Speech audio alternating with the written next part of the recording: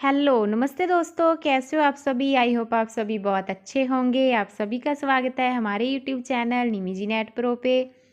दोस्तों, ये वीडियो आपके लिए बहुत ही इम्पॉर्टेंट होने वाली है। इसमें जो हमारा जून 2024 में यूजीसी नेट का एग्ज़ाम हुआ था, उसमें जो teaching aptitude and higher education के रिलेटेड क्वेश्चन आए थे शिफ्ट सेकंड में, हम वो करेंगे। आपको पता ही होगा यूजीसी नेट एग्ज़ाम में काफ़ी बार क्वेश्चंस रिपीट होते हैं और ऑप्शंस भी रिपीट हो जाते हैं। इसी तरीके से हम सारे टॉपिक्स को कवर करेंगे। आप आने वाली सारी वीडियोस को ज़रूर देखना। इसके लिए आप हमारा चैनल निमिजी नेट प्रो ज़रूर सब्सक्राइब कर लीजिए और घंटी का बटन ज़रूर दबाइए ताकि आपको हमारी आने वाली वीडियोस का नोटिफिकेशन आसानी से मिल सके। हम इन क्वेश्चंस को एक्सप्लेन करते हुए अच्छे से समझने की कोशिश करेंगे। चलिए करते हैं स्टार्ट। पहला क्वेश्चन देखते हैं। दोस्तों, एनटीए यूजीसी नेट एग्ज़ाम दिसंबर 2024 को देखते हुए हमने आप सभी के लिए एक स्पेशल टारगेट बैच लॉन्च किया है, complete study for paper first. इस कोर्स में आपको क्या क्या मिलेगा?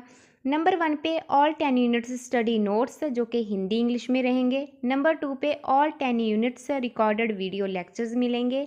नंबर 3 पे 2012 से जून 2024 तक प्रीवियस ईयर क्वेश्चन पेपर रहेंगे।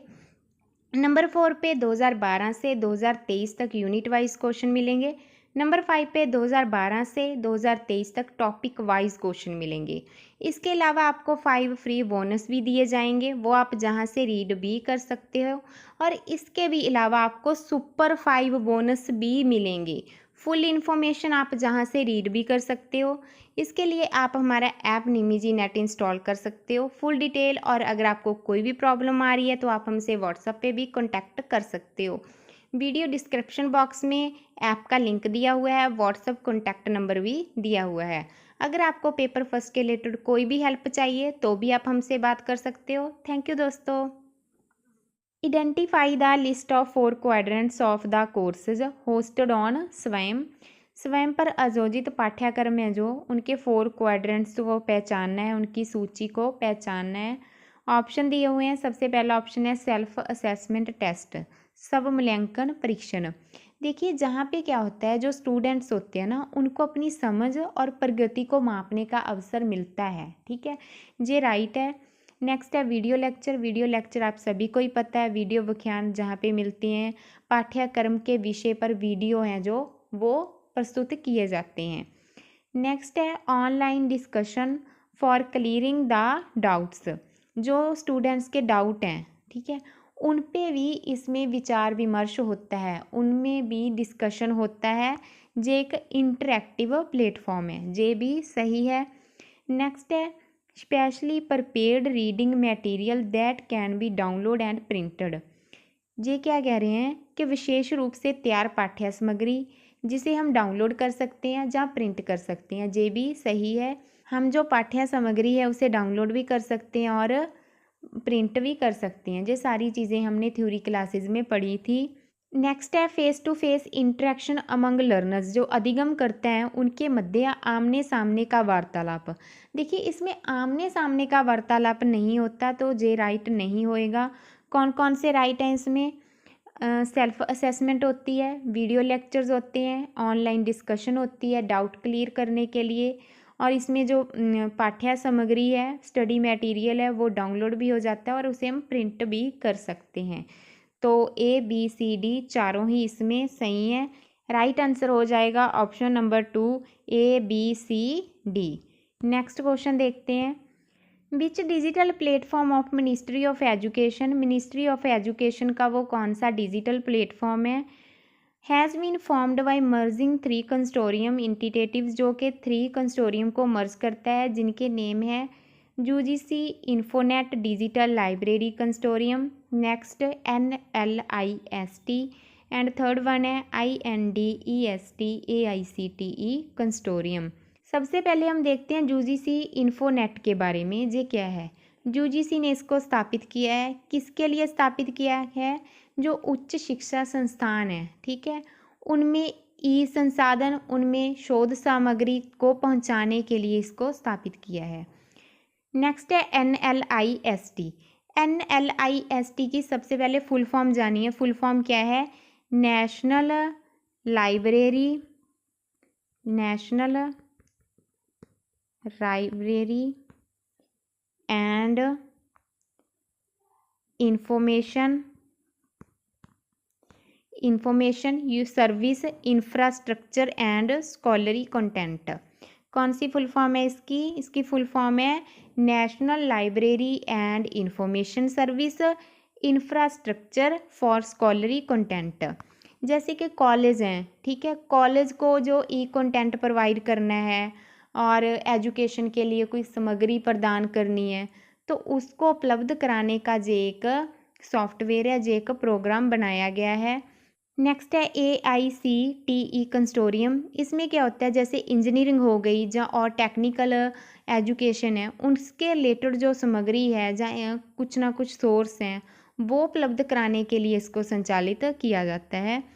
और इसकी फुल फॉर्म है all India council for technical education. All India council for technical education AICTE की फुल फॉर्म है। तो ऑप्शन देखते हैं अभी। सबसे पहले शोध गंगा दिया है। शोध गंगा क्या है, इसमें क्या होती है, इसमें थीसिस होते हैं। थीसिस किसके होते हैं, रिसर्च के रिलेटेड होते हैं। जे इससे रिलेटेड नहीं है, जे रॉन्ग हो जाएगा। नेक्स्ट है ई शोध सिंधु। ई शोध सिंधु इन तीनों को ही मर्ज करके बनाया गया है, जिसमें कि UGC Infonet digital library, NLIST and all India council for technical education, तीनों ही इसमें है। ठीक है जी, ये हो जाएगा इसका राइट। नेक्स्ट देख लेते हैं ऑप्शन ई विद्वान। ई विद्वान क्या है, ये एक डेटाबेस है, ठीक है, जिसमें रिसर्चर की और जो फैकल्टी के मेंबर्स होते हैं उनकी एक प्रोफाइल होती है, ये सही नहीं है। नेक्स्ट है शोध शुद्धि। शोध शुद्धि का क्या मतलब है, जैसे कि शोध है हमारी, हमने कोई रिसर्च की है, ठीक है, उसमें कोई कंटेंट चोरी तो नहीं किया गया, कोई प्लेगरिज्म तो नहीं है, उसको जांचने के लिए ये तैयार किया गया है। जे भी राइट नहीं है, तो इसका जो राइट आंसर है वो है ई शोध सिंधु। तीनों को मिलाकर ई शोध सिंधु ही बनाया गया है। नेक्स्ट क्वेश्चन देखते हैं। Employment of classroom technology needs clarity with regard to. इसमें क्या पूछा है, कक्षा में टेक्नोलॉजी को यूज़ करते हैं जब हम, तो किन किन पहलुओं की ज़रूरत होती है, किन किन पहलुओं की आवश्यकता होती है, तो वो हमें जानना है। सबसे पहले दिया है इंस्ट्रक्शनल मैसेज, अनुदेशन संदेश। इसका क्या मतलब है, कक्षा में जो भी शिक्षण हो रहा है, जहाँ कोई निर्देश दिया जा रहा है, तो वो स्पष्ट होना चाहिए। जो टेक्नोलॉजी का प्रयोग है ना, वो तभी इफ़ेक्टिव वे से हो सकता है जब जो शिक्षक है उनका जो संदेश है, जहाँ वो दिशा निर्देश है उनका, वो विद्यार्थियों के लिए सही हो और स्पष्ट हो। नेक्स्ट है कोर्स ऑब्जेक्टिव्स, पाठ्यक्रम उद्देश्य। इसमें क्या होते हैं कि जो पाठ्यक्रम का उद्देश्य है वो भी स्पष्ट होना ज़रूरी है, ताकि जो टेक्नोलॉजी है उसको सही तरीके से यूज़ किया जा सके, और जो टीचिंग है उसका जो एम है उसको आसानी से समझा जा सके। नेक्स्ट है टेक्नोलॉजिकल कॉम्पिटेंसीज। इसका क्या मतलब होता है, जो शिक्षक हैं और छात्र हैं, दोनों के पास जो टेक्नोलॉजी है ना, उनको यूज़ करने की पर्याप्त क्षमता होनी चाहिए। वो अगर उनको नॉलेज ही नहीं होगी कि कैसे यूज़ करना है, तो फिर वो इफ़ेक्टिव वे से वर्क भी चीज़ें नहीं कर पाएंगी। ये भी सही हो जाएगा इसमें। Next experience of failures. इसका क्या मतलब है कि जब हम टेक्नोलॉजी को यूज़ करते हैं, तो यूज़ करते समय सिस्टम में काफ़ी समय प्रॉब्लम आ जाती है, सिस्टम वर्क नहीं करता है, तो हमें इन चीज़ों का अनुभव होना ज़रूरी है, ताकि अगर कोई प्रॉब्लम आ रही है तो हम उसका सामना कर सकें। लेकिन जब पूरी तरह स्पष्टता की आवश्यकता नहीं है, बल्कि अगर ज़रूरत पड़ रही है तो हम इसको यूज़ कर सकते हैं। नेक्स्ट है इंस्टीट्यूशनल इंडोलेंस। इसमें क्या होता है कि कोई संस्था है, ठीक है, उनमें निर्णय लेने की जो गति है वो धीमी है, जहाँ उनमें इम्प्रूवमेंट की ज़रूरत है वो इम्प्रूवमेंट नहीं कर रही। इस तरीके से वो कक्षा में जो टेक्नोलॉजी है ना उसको इफ़ेक्टिव वे से पेश भी नहीं कर रही। तो राइट आंसर क्या हो जाएगा, राइट आंसर हो जाएगा ABC, तीनों ही इसमें सही है। ऑप्शन नंबर जो 1 है वो राइट है इसमें। नेक्स्ट क्वेश्चन देखते हैं। In Buddhist thought self flexibility is built into the process of. बौद्ध विचारधारा है, उसमें जो अंतम चिंतन है निम्न में से किस प्रक्रिया में सन्निहित है। सेल्फ फ्लेक्सिबिलिटी क्या है, आत्मचिंतन है ना, जो एक महत्वपूर्ण प्रक्रिया है, ठीक है। इसमें क्या होता है, आत्मा का निरीक्षण किया जाता है, ध्यान केंद्रित होता है, मानसिक शुद्धि होती है इसमें। इस तरीके से जो मन है ना, हम अपने मन पे कंट्रोल करते हैं, उसको कहते हैं आत्मचिंतन। ऑप्शन दिए हुए हैं, पावर ऑफ रिलेशंस, पावर शक्ति के संबंध। शक्ति के संबंध का तो इससे कोई मतलब ही नहीं है। इसका जो मतलब होता है वो सामाजिक और राजनीतिक शक्तियों के बीच का संबंध होता है। आत्मचिंतन से इसका कोई भी कनेक्शन नहीं है। नेक्स्ट है रिलीजियस चेंज। रिलीजियस चेंज का मतलब क्या होता है? आध्यात्मिक रूप से अपने आप को बदलना, ठीक है, आत्मचिंतन करना। बौद्ध धर्म में क्या होता था? ध्यान, आत्मनिरीक्षण, नैतिकता, इन सब चीज़ों पर जोर दिया जाता था, ठीक है जी, ताकि व्यक्ति क्या है अपने विचारों को शुद्ध कर सके। विचार उनके जो शुद्ध होंगे तो व्यक्ति भी वो अच्छा ही होगा।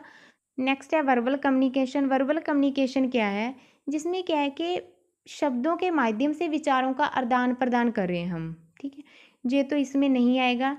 नेक्स्ट है राजनीतिकरण। राजनीतिकरण क्या है? बौद्ध विचारधारा से बिल्कुल ही कनेक्ट नहीं है, ये तो राजनीति से ही रिलेटेड है, पॉलिटिकल लाइफ से ही रिलेटेड है।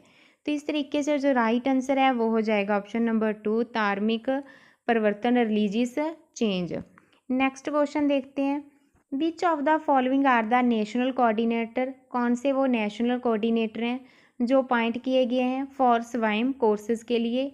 ऑप्शन दिए हैं, Indian institute of management Bangalore, जिसको कि शॉर्ट में IIMB कहा जाता है, जे भी इससे रिलेटेड है। जे ऑफलाइन जो प्रबंधन के पाठ्यक्रम है ना उसको डिज़ाइन वगैरह जे करता है।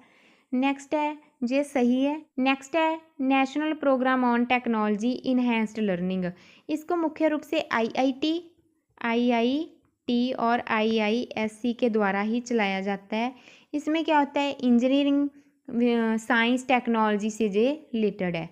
नेक्स्ट है national institute of open schooling. Open schooling किन के लिए होता है? उन छात्रों के लिए होता है, उन स्टूडेंट्स के लिए होता है जो रेगुलर स्कूल नहीं जा पाते किसी कारण की वजह से। नेक्स्ट है block institute of teacher education. Block institute इससे संबंधित बिल्कुल भी नहीं है, जो आप कहीं भी आपने नहीं पढ़ा है। नेक्स्ट है कंसोर्टियम फॉर एजुकेशनल कम्युनिकेशन, अध्यापक शिक्षा संबंधी ब्लॉक संस्थान, जे भी सही है। इसमें क्या होता है? उच्च शिक्षा से रिलेटेड है जे।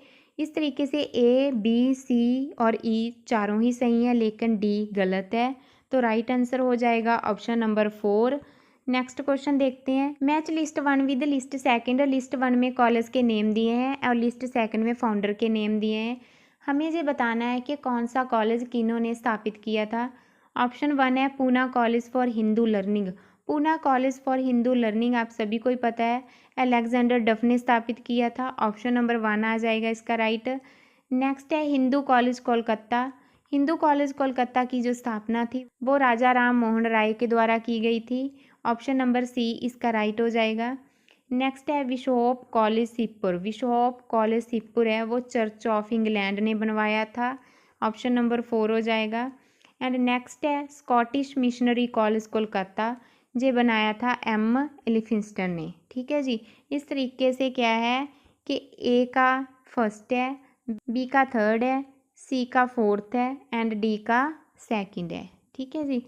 नेक्स्ट क्वेश्चन देखते हैं, which of the following statements are true regarding Macaulay. Macaulay के संदर्भ में निम्नलिखित कथनों में से कौन सा कथन सही है। जो मैकाले साहब थे ना, इन्होंने क्या किया था? शिक्षा को अंग्रेजी माध्यम में संचालित करने की इन्होंने वकालत की थी, ठीक है। और इनका विचार था कि जो अंग्रेजी भाषा है और पश्चिमी विज्ञान है उसका जो अध्ययन है भारत में किया जाना चाहिए, ये इनकी थ्योरी थी। पहला ऑप्शन है उसने शिक्षकों के रूप में अंग्रेजी बोलने वाले भारतीयों के प्रशिक्षण को प्रोत्साहित किया। आप सभी को हमने पहले बताया कि उसने इंग्लिश को प्रमोट किया था, इंग्लिश मीडियम को प्रमोट किया था। तो उसने क्या किया, जो इंग्लिश मीडियम में पढ़े हुए भारतीय थे ना उनका एक विशेष वर्ग तैयार किया, ठीक है, जो क्या करे, जो ब्रिटिश सरकार के अंग्रेज़ों के अधीन कार्य करे, ठीक है जी। और प्रशासक में जो प्रशासकीय काम है उनमें महत्वपूर्ण भूमिका वो लोग अदा करें। नेक्स्ट है उसने प्रशासकीय भाषा के रूप में फारसी को अंग्रेजी से प्रतिस्थापित करने में सफलता पाई। आप सभी को ही बताया है वो इंग्लिश को प्रमोट कर रहा था, तो उसने क्या किया, फारसी की जगह अंग्रेजी को प्रशासनिक और शैक्षिक भाषा के रूप में स्थापित कर दिया। नेक्स्ट ऑप्शन है वह उपयोगितावादी विचारों से प्रभावित था। जे भी सही है। उसका क्या मानना था कि सरकार की जो नीतियां हैं, ठीक है, जनता के कल्याण के लिए ही बनाई जानी चाहिए। तो उसका जो विचार था, उसने शिक्षा को एक उपयोगी उपकरण के रूप में देखा था, जिससे क्या है कि लोगों के जनजीवन में सुधार आएगा और जो भारतीय समाज है ना, उसमें क्या होगा कि वो भी ब्रिटिश शासन के लिए वफादार बन जाएगा। उसकी ये रणनीति थी। नेक्स्ट है, उसने उपयोगी अधिगम को प्रोत्साहित किया। ये भी सही है, उसने उपयोगी अधिगम को प्रोत्साहित किया था। उसका ये मानना था इंग्लिश है, जो साइंस है, पश्चिमी ज्ञान है, ये सारी चीज़ें भारतीयों के लिए बहुत बेनिफिशियल रहेंगी। चारों ही सही हैं, ठीक है जी। वो क्या था, वो इंग्लिश शिक्षा को प्रमोट कर रहा था, उपयोगितावाद को कर रहा था, फारसी को अंग्रेजी की जगह के प्रतिस्थापित उसने कर दिया था और उपयोगी अधिगम को वो बढ़ावा दे रहा था। इस तरीके से राइट आंसर है वो हो जाएगा option number 4। A B C D चारों ही सही हैं। आई होप आपको ये क्वेश्चन समझ में आए होंगे और आपको काफ़ी नई चीज़ें भी पता चली होंगी। अगर इनसे रिलेटेड आपके नेक्स्ट दिसंबर वाले एग्ज़ाम में कोई भी क्वेश्चन आ रहा है तो मुझे उम्मीद है कि आप सॉल्व कर पाओगे। देखिए 2012 से 2024 तक इस टॉपिक से कंटिन्यू क्वेश्चन आ रहे हैं। आपने क्या करना है, इस टॉपिक की थ्योरी को कवर करना है, एमसीक्यू को कवर करना है, देन प्रीवियस ईयर क्वेश्चन को सॉल्व करना है। फिर आप देखना आपके एग्ज़ाम में कितनी आसानी से क्वेश्चन सॉल्व हो जाएंगे। अगर आप ये इनसे रिलेटेड स्टडी मटेरियल लेना चाहते हो तो आप हमारा कोर्स भी ज्वाइन कर सकते हो, जिसमें आपको पेपर फर्स्ट के रिलेटेड कंप्लीट स्टडी मटेरियल मिल जाएगा। अगर आपको पेपर फर्स्ट में कोई भी प्रॉब्लम आ रही है, आपको कोई एडवाइस चाहिए, तो भी आप हमसे बात कर सकते हो। व्हाट्सअप नंबर डिस्क्रिप्शन बॉक्स में दिया हुआ है। थैंक यू दोस्तों, मिलते हैं नेक्स्ट वीडियो में। Bye bye. दोस्तों NTA-UGC नेट एग्ज़ाम दिसंबर 2024 को देखते हुए हमने आप सभी के लिए एक स्पेशल टारगेट बैच लॉन्च किया है, complete study for paper first. इस कोर्स में आपको क्या क्या मिलेगा। नंबर 1 पे ऑल 10 यूनिट्स स्टडी नोट्स जो कि हिंदी इंग्लिश में रहेंगे। नंबर 2 पे all 10 units recorded video lectures मिलेंगे। नंबर 3 पे 2012 से जून 2024 तक प्रीवियस ईयर क्वेश्चन पेपर रहेंगे। नंबर 4 पे 2012 से 2023 तक यूनिट वाइज क्वेश्चन मिलेंगे। नंबर 5 पे 2012 से 2023 तक टॉपिक वाइज क्वेश्चन मिलेंगे। इसके अलावा आपको 5 फ्री बोनस भी दिए जाएंगे, वो आप जहां से रीड भी कर सकते हो। और इसके भी अलावा आपको सुपर 5 बोनस भी मिलेंगे। फुल इन्फॉर्मेशन आप जहां से रीड भी कर सकते हो। इसके लिए आप हमारा ऐप निमिजी नेट इंस्टॉल कर सकते हो। फुल डिटेल और अगर आपको कोई भी प्रॉब्लम आ रही है तो आप हमसे व्हाट्सएप पे भी कांटेक्ट कर सकते हो। वीडियो डिस्क्रिप्शन बॉक्स में ऐप का लिंक दिया हुआ है, व्हाट्सएप कॉन्टैक्ट नंबर भी दिया हुआ है। अगर आपको पेपर फर्स्ट के रिलेटेड कोई भी हेल्प चाहिए तो भी आप हमसे बात कर सकते हो। थैंक यू दोस्तों।